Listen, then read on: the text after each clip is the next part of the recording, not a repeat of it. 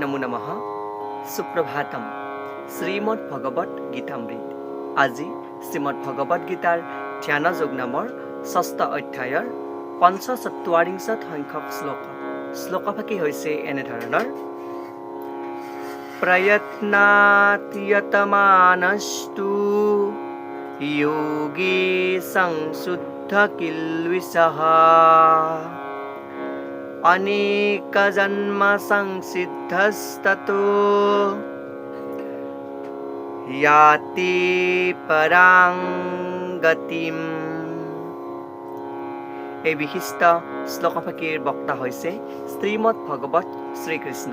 শ্লোকফাকিৰ অসমীয়া অৰ্থ হৈছে এনেধৰণৰ যেতিয়া এজন যোগীয়ে অধিক আন্তৰিকতাৰে যোগ মাৰ্গত অগ্ৰগতি লাভ কৰিবলৈ চেষ্টা কৰে তেতিয়া তেওঁ সকলো পাপৰ পৰা মুক্ত হৈ পৰে আৰু অৱশেষত বহু জন্মৰ সাধনাৰ মূৰত সিদ্ধি লাভ কৰি পৰম গতি লাভ কৰে বুলি কোৱা প্ৰসংগত ভগৱান শ্ৰীকৃষ্ণই সখা অৰ্জুনৰ আগত এই বিশিষ্ট শ্লোকফাকিৰ অৱতাৰণা কৰিছে।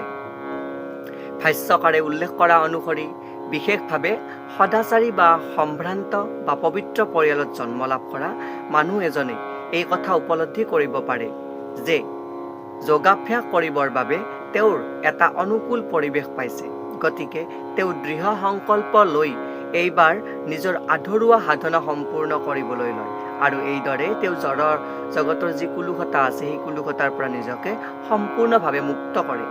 যেতিয়া তেওঁ সকলো কুলুষতাৰ পৰা সম্পূৰ্ণৰূপে মুক্ত হয় তেতিয়া তেওঁৰ চৰম উৎকৰ্ষ বা কৃষ্ণ ভাৱনাৰ যি স্তৰ সেই কৃষ্ণ ভাৱনাৰ স্তৰত উপনীত হোৱাৰ মাৰ্গোগম হৈ পৰে আৰু সকলো কুলুষতাৰ পৰা মুক্ত হৈ পৰম উৎকৰ্ষ লাভ কৰাৰ অৱস্থাটোৱেই হ'ল কৃষ্ণ ভাৱনামৃত। আৰু সেই কৃষ্ণ ভাৱনামৃত যি আছে সেই কৃষ্ণ ভাৱনামৃত সম্পৰ্কে ভগৱত গীতাৰ ৭ম অধ্যায়ৰ ২৮ সংখ্যক শ্লোকত এটি সুন্দৰ শ্লোকৰ উপস্থাপন কৰিছে। সেই শ্লোকফাকি হৈছে এনেধৰণৰ येषां तन्तर्गतं पापं जनानां पुण्यकर्मणां ते दण्डमोह निर्मुक्ता ভজন্তে মাং দৃঢ়ব্ৰতঃ।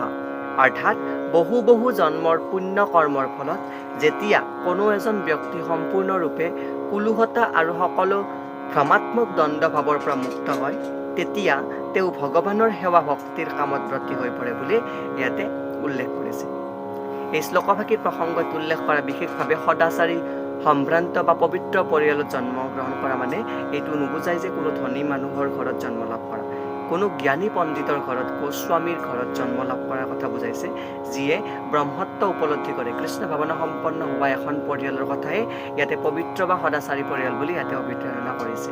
এয়াই উক্ত বিশিষ্ট শ্লোকফাকিৰ সৰল গুণাৰ্থ। ধন্যবাদ।